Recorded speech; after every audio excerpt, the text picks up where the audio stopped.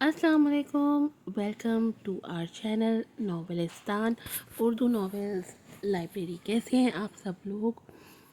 उम्मीद है आप सब लोग ठीक ठाक होंगे, खैरियत से होंगे और नॉवेल्स को अच्छे से एंजॉय कर रहे होंगे। आज मैं आपके लिए लेकर आई हूँ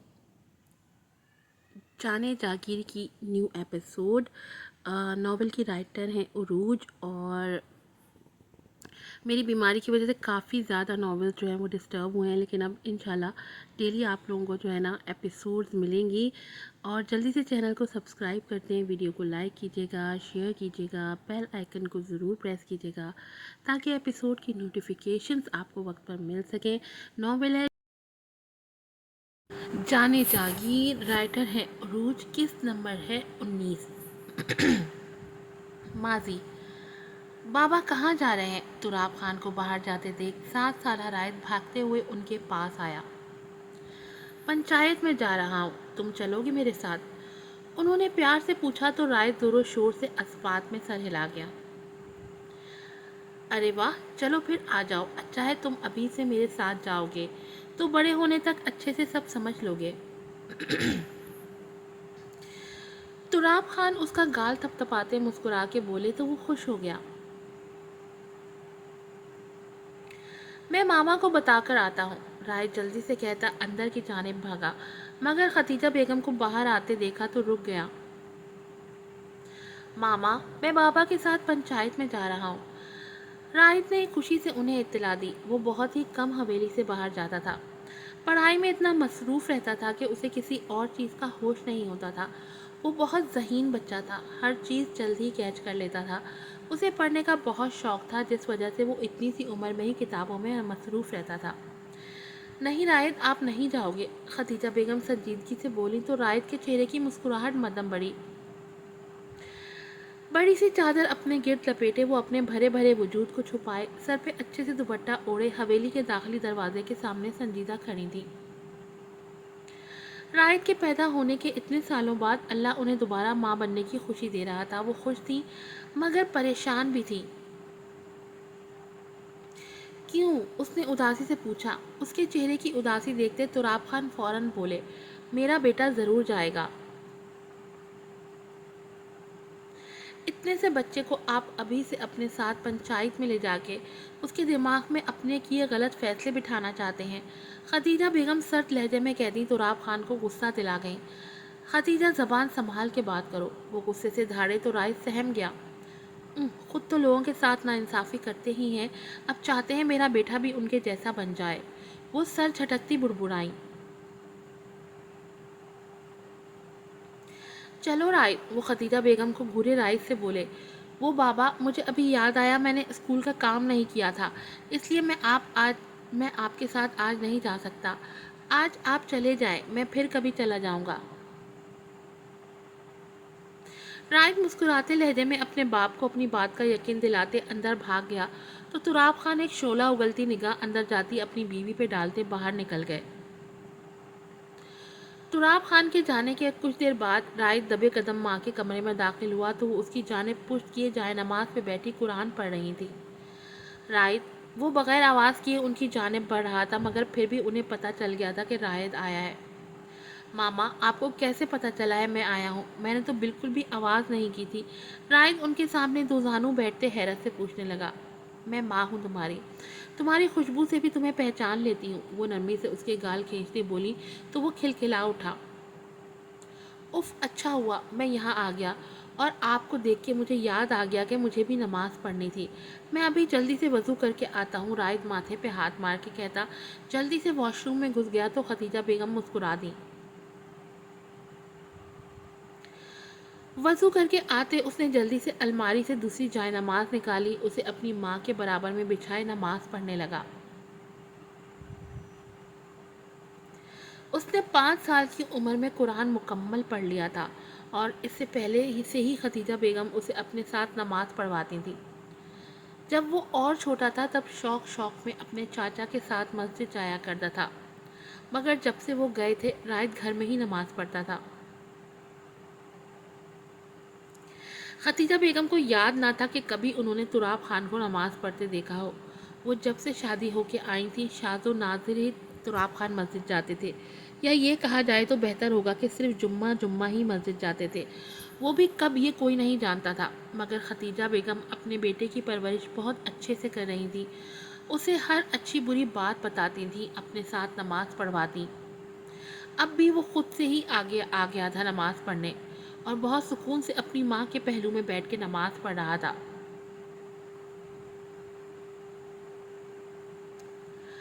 نماز سے فارغ ہو کے اس نے دعا مانگ کے دونوں ہاتھ چہرے پر پھیرے اور پھر کچھ پڑھ کے اپنی ماں پہ پھونک ماری، جس پہ ختیجہ بیگم مسکرا دی۔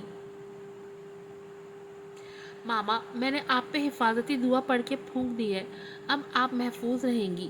وہ معصومیت سے بولا تو ختیجہ بیگم کو اپنے بیٹے پہ ڈھیر سارا پیار آیا۔ رائد، مجھ سے ایک وعدہ کرو گے؟ وہ اپنا ہاتھ اس کے سامنے پھیلاتی پیار سے بولی تو اس نے جلدی سے ان کے ہاتھ پہ اپنا ہاتھ رکھ دیا۔ آپ میرے بہت سمجھدار بیٹے ہو رائد، آپ نے ماما کی ہمیشہ ہر بات مانی ہے، انہیں ہمیشہ خوش کیا ہے۔ اب بھی مجھ سے ایک وعدہ کرو، اگر مجھے کچھ ہو گیا تو آپ اپنے آنے والے چھوٹے بھائی یا بہن سے بہت پیار کرو گے، انہیں ایک اچھا انسان بناؤ گے۔ اگر آپ کی بہن آئی تو آپ اسے ایک اچھے بڑے بھائی کا مان دو گے، ہمیشہ اس کی ڈھال بنو گے، اسے پیار کرو گے۔ رائٹ بیٹا، میں جانتی ہوں آپ ان ساری باتوں کے لیے ابھی بہت چھوٹے ہو، پتہ نہیں آپ کو میری باتیں سمجھ میں بھی آئیں گی یا نہیں، مگر ہمیشہ میری بات یاد رکھنا کہ بیٹیاں بوجھ نہیں ہوتی جنہیں آپ سر سے اتار کے پھینک دو، بلکہ بیٹیاں تو سر کا تاج ہوتی ہیں جنہیں سر پہ سجا کے ایک باپ ایک بھائی بادشاہ بنتا ہے۔ اپنی بیٹی کا بادشاہ، اپنی بہن کی ڈھال، جن کے سائے میں ایک بیٹی راج کرتی ہے، خوشی سے اپنی زندگی گزارتی ہے۔ مجھ سے وعدہ کرو رائد کہ کبھی آپ اپنی بہن کو اکیلا نہیں چھوڑو گے، اسے خوش رکھو گے، اس کی ہر ضرورت کو پورا کرو گے، چاہے میں ہوں یا نہ ہوں، آپ اس کا خیال رکھو گے، مانو گے آپ میری بات؟ وہ بہت نرمی سے اسے سمجھا رہی تھی، جسے رائد بہت غور سے سن رہا تھا۔ ماما، میں آپ سے وعدہ کرتا ہوں اپنے بھائی یا بہن کا بہت خیال رکھوں گا، ان سے بہت پیار کروں گا، ان کے ساتھ کھیلوں گا بھی، میں ہمیشہ ان کے ساتھ رہوں گا۔ وہ بہت سمجھداری سے بولا تو ختیجہ بیگم نے اسے گلے سے لگا لیا۔ وہ بہت خوش تھیں کہ ان کا بیٹا بہت فرما بردار ہے، وہ ان کی بات مانتا ہے، وہ بالکل اپنے باپ پہ نہیں گیا۔ انہیں بہت خوشی تھی اس بات کی، ان کو اس بار بیٹی لگ رہی تھی، مگر وہ پریشان بھی تھی ساتھ کہ اگر بیٹی ہوئی تو اس کے نصیب بھی کہیں اس کی ماں کی طرح نہ ہو۔ وہ جانتی تھی اگر بیٹی ہوئی تو اس کا باپ بھی ان کے باپ کی طرح بیٹی کو صرف بوجھ سمجھے گا، اسے سوائے برا کہنے کے اور کچھ نہیں کہے گا۔ ان کی بیٹی ہمیشہ باپ کے پیار کو ترستی رہے گی، مگر وہ خدا کا شکر ادا کرتی تھی کہ شوہر نہ صحیح مگر بیٹا تو پیار کرنے والا تھا۔ انہوں نے اس لیے پہلے سے ہی رائد کو سمجھا دیا تھا کہ اگر کل کو ان کی بیٹی ہوتی ہے تو رائد باپ کی طرح اسے بوجھ نہ سمجھے، بلکہ اس سے پیار کرے، اسے بھائیوں والا مان دے جو ان کے بھائیوں نے انہیں کبھی نہیں دیا تھا، وہ کم سے کم ان کی بیٹی کو تو ملے۔ ماما، آپ رو رہی ہیں؟ اپنی شرٹ پہ نمی محسوس کرتے رائد نے سر اٹھا کے ماں کو دیکھا، جن کی آنکھوں سے آنسو روا تھے، مگر وہ کہہ کچھ نہیں رہی تھی، بس اسے خود سے لگائے روئے جا رہی تھی۔ ماما، آپ روئی نہیں، میں ہوں نا، میں آپ کی ساری باتیں مانوں گا، میں نے وعدہ بھی تو کیا ہے نا آپ سے، آپ روئے نہیں پلیز۔ وہ ان سے تھوڑا دور ہوتے ان کے آنسو پوچھنے لگا تو وہ نم آنکھوں سے مسکراتی اس کا ماتھا چوم کے اپنے ساتھ لگا گئی۔ باپ نہ صحیح بیٹا تو احساس کرنے والا تھا، کبھی بھی انہیں شوہر کا پیار نہ مل سکا تھا، مگر وہ بیٹے کے معاملے میں خوش قسمت تھی۔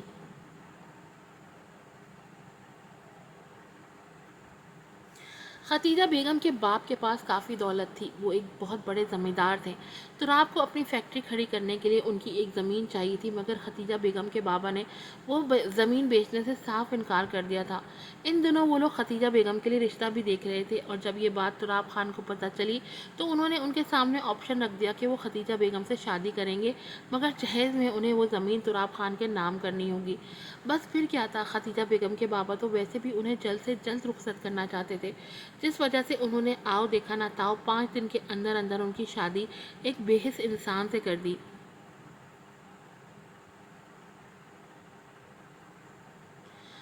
وہ دن تھا اور آج کا دن۔ خدیجہ بیگم صرف سال میں ایک بار اپنے میکے جاتی تھی، مگر جب ان کی ماں کا انتقال ہو گیا تو انہوں نے وہ بھی چھوڑ دیا۔ باپ بھائی کوئی پوچھتا ہی نہیں تھا تو انہوں نے بھی جانا ہی چھوڑ دیا۔ تراب خان کے گھر میں انہیں سب کچھ ملا تھا، مگر شوہر کا پیار کبھی نہ مل سکا۔ ان کے ہوتے ہوئے حویلی سے باہر رات گزارنا، شراب پینا اور جب خدیجہ بیگم کچھ کہیں تو ان پہ ہاتھ بھی اٹھانا تراب خان کی عادت بن گیا تھا۔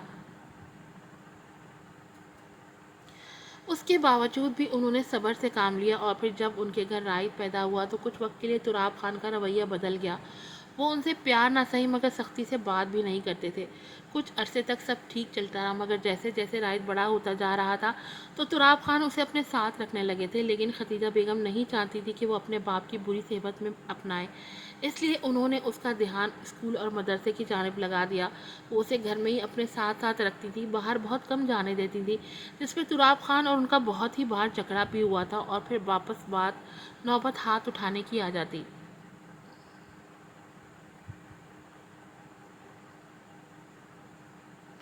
اور جب اب اتنے سالوں بعد وہ پھر سے ماں بننے جا رہی تھی تو تراب خان کا رویہ پھر سے سرد ہو گیا تھا۔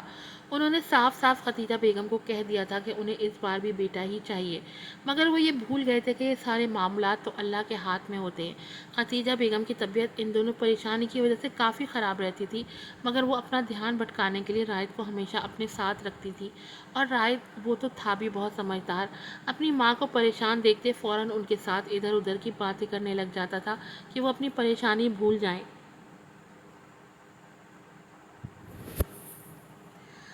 رائد اپنے کمرے میں بیٹھا کوئی کتاب پڑھ رہا تھا جب اسے اپنے ماں باپ کے کمرے سے چیخ چلانے کی آواز آئی۔ چونکہ دونوں کمرے برابر برابر ہی تھے اس لیے آوازیں خاصی اونچی آ رہی تھیں، جس پہ وہ دوڑ کے ان کے کمرے کی جانب بھاگا، مگر اندر اپنے ماں باپ کو لڑکے دیکھ وہ دروازے پہ ہی رک گیا۔ اس کی ماں نے کبھی اس کے باپ سے اونچی آواز میں بات نہیں کی تھی، مگر آج ان کی آواز کافی اونچی تھی۔ آج گاؤں کی معمر زمانہ شاہناز دائی آئی تھی، جنہوں نے انہیں دیکھتے ہی بتا دیا تھا کہ ان کے گھر اس بار بیٹی ہوگی، اور یہ بات کسی طرح تراب خان کے تک پہنچ گئی تھی، جس کا نتیجہ یہ نکلا تھا کہ وہ حویلی آتے ہی خدیجہ بیگم پہ برس پڑے تھے۔ خدیجہ بیگم نے انہیں نرمی سے بہت سمجھایا تھا کہ بیٹی بوجھ نہیں ہوتی بلکہ رحمت ہوتی ہے، مگر وہ تو بس ایک ہی رٹ لگائے ہوئے تھے کہ اسے ختم کر دو۔ لیکن اب ایسا ممکن نہیں تھا کیونکہ 7.5 ماہ ہو چکے تھے۔ مجھے کچھ نہیں پتا، مجھے بیٹا چاہیے خدیجہ، لڑکی نہیں۔ وہ بہت ہی غصے سے غرائے تو دروازے کے باہر کھڑا رائد سہم کے دروازے کی اور سے چھپ گیا۔ آپ کیوں میری بات نہیں سمجھ رہے؟ اس میں میری کیا غلطی ہے؟ یہ تو سب اللہ کے کام ہے، اور بیٹی تو رحمت ہوتی ہے۔ آپ کیوں اس ننھی سی جان سے ابھی سے اتنی نفرت کرنے لگے ہیں جو ابھی دنیا میں آئی ہی نہیں ہے؟ خدیجہ بیگم سر تھامتی دہاڑی۔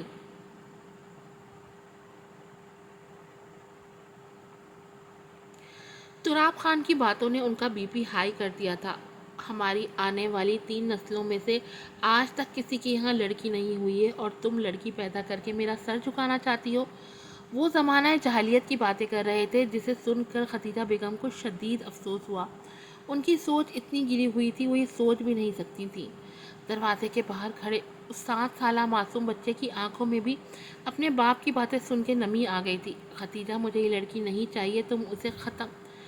بس بہت ہو گیا تراب، میں خاموشی سے آپ کی باتیں سن رہی ہوں تو اس کا یہ مطلب نہیں ہے کہ آپ بار بار میرے بچے کو مارنے کی بات کریں۔ آپ کو اس سے نفرت کرنی ہے تو کریں، مگر اس کی جان لینے کی دوبارہ بات بھی نہیں کریے گا۔ خدیجہ بیگم غصے سے ان کی بات کاٹتی چیخی تو تراب خان کا غصہ سوا نیزے پہ پہنچا۔ انہیں ہرگز یہ گوارا نہیں تھا کہ ایک عورت ان سے اونچی آواز میں بات کرے۔ اس سے پہلے رائد اپنی روتی ہوئی ماں کے پاس جاتا ایک زوردار تھپڑ کے ساتھ خدیجہ بیگم پیٹ کے بل نیچے زمین پہ گری، جس سے کمرے کی فضا میں دلخراش چیخ بلند ہوئی۔ ماما! اپنی ماں کو تکلیف میں دیکھتے رائد سب کچھ بھول کے ان کے پاس آیا۔ اس کی آواز سے تراب خان جیسے ہوش میں آئے۔ خدیجہ بیگم کو زمین پہ پڑے تڑپتے دیکھ وہ جلدی سے رائد کو سائڈ کرتے ان کا نیم بے ہوشی میں جاتا وجود باہوں میں بھرے باہر بھاگے۔ ان کے پیچھے رائد بھی لپکا تھا۔ اسپیڈ میں گاڑی چلاتے وہ ہسپتال پہنچے۔ تراب خان کو دیکھتے ہی ڈاکٹر نے ان کا فوراً آپریشن شروع کر دیا تھا۔ وہ بے چینی سے ادھر سے ادھر ٹہل رہے تھے جبکہ رائد وہیں بیچ پہ بیٹھا رو رہا تھا۔ اس کی ماں تکلیف میں تھی، جس کا احساس رائد کو اپنے اندر ہو رہا تھا۔ پاس بیٹھی ملازمہ اسے چپ کروانے کی کوشش کر رہی تھی، مگر وہ اس کی سن ہی نہیں رہا تھا۔ آپریشن تھیٹر کا دروازہ کھولتے ڈاکٹر باہر آئی تو اس کے ہاتھ میں سفید چادر میں لپٹی چھوٹی سی بچی تھی، جسے دیکھتے رائد سے جلدی سے ان کے پاس آیا۔ مبارک ہو، بیٹی ہوئی ہے۔ اس نے تراب خان کی جانب بچی کو بڑھایا، مگر وہ ہاتھ کمر پہ باندھے لا تعلق سے کھڑے رہے، یہاں تک کہ انہوں نے اپنی بیٹی کو ایک نظر دیکھنا تک گوارا نہیں کیا تھا۔ بس گردن سے ملازمہ کو آنے کا اشارہ کیا، جو ان کا اشارہ سمجھتی فوراً آگے آئی تھی۔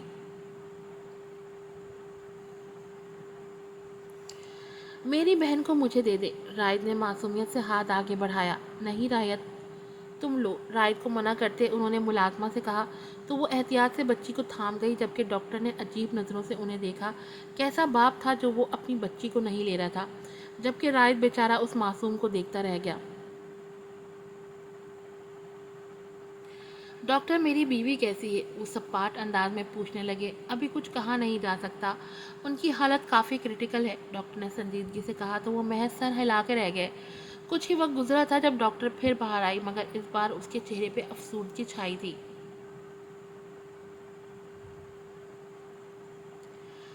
ڈاکٹر کو دیکھتے رائد، جو ملازمہ کی گود میں سوئی ہوئی بچی کو دیکھ رہا تھا، جلدی سے ان کے پاس گیا۔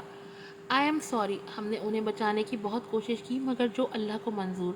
ڈاکٹر رائد کے سر پہ ہاتھ پھیرتی وہاں سے نکل گئی۔ بابا، کیا ہوا ماما کو؟ رائد نے اپنے باپ کا ہاتھ ہلایا، جو شاید صدمے میں کھڑے تھے۔ تمہاری ماما اب کبھی واپس نہیں آئیں گی، وہ ہمیں چھوڑ کے ہمیشہ کے لیے جا چکی ہیں۔ تراب خان اسے اپنے ساتھ لگائے دکھ سے بولے تو رائد کی آنکھوں میں لبالب پانی بھر گیا۔ وہ جتنا اپنی ماں سے محبت کرتا تھا اور کسی سے نہیں کرتا تھا، مگر آج اس کی ماں اسے اکیلا چھوڑ کے چلی گئی تھی۔ کس کی وجہ سے؟ اچانک اس کے دل سے آواز آئی، تمہارے باپ کی وجہ سے۔ مگر رائد اس وقت اتنے صدمے میں تھا کہ وہ کچھ سن ہی نہیں رہا تھا، بس خاموشی سے آنسو بہاتا رہا۔ لیکن جیسے ہی اس ننھی سی جان نے رونا شروع کیا، رائد خالی خالی نظروں سے اسے دیکھتے اس کی جانب بڑھا اور چٹا چٹ اس چھوٹی سی پری کو پیار کرنے لگا۔ آخر وہ اس کی بہن تھی، اس کی ماں کی آخری نشانی، اور اس نے اپنی ماں سے وعدہ کیا تھا کہ وہ اپنی بہن کا بہت خیال رکھے گا۔ تدفین کل ظہر میں تھی تو تراب خان رائد کو اور بچی کو لیے حویلی آ گئے تھے۔ وہ بچی کو لانا تو نہیں چاہتے تھے، مگر رائد کی وجہ سے لانا پڑا تھا۔ بچی بہت رو رہی تھی، جسے ملازمہ سنبھال رہی تھی۔ ایک دو بار جب تراب خان حویلی میں نہیں تھے تب رائد نے بھی اسے سنبھالا تھا، اسے گود میں لے کے خوب رویا تھا، اسے بہت پیار کیا تھا۔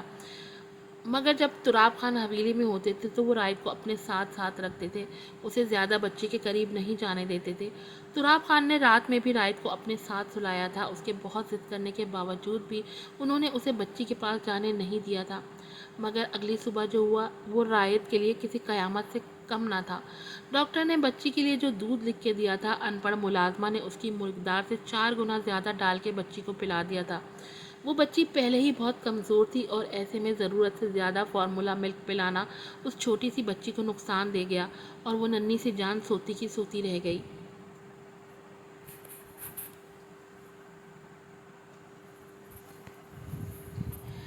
یا شاید اسے پتہ چل گیا تھا کہ اس ظالم دنیا میں اس کا خیال رکھنے کے لیے کوئی موجود نہیں ہے، جبھی وہ بھی چپکے سے اپنی ماں کے پاس چلی گئی۔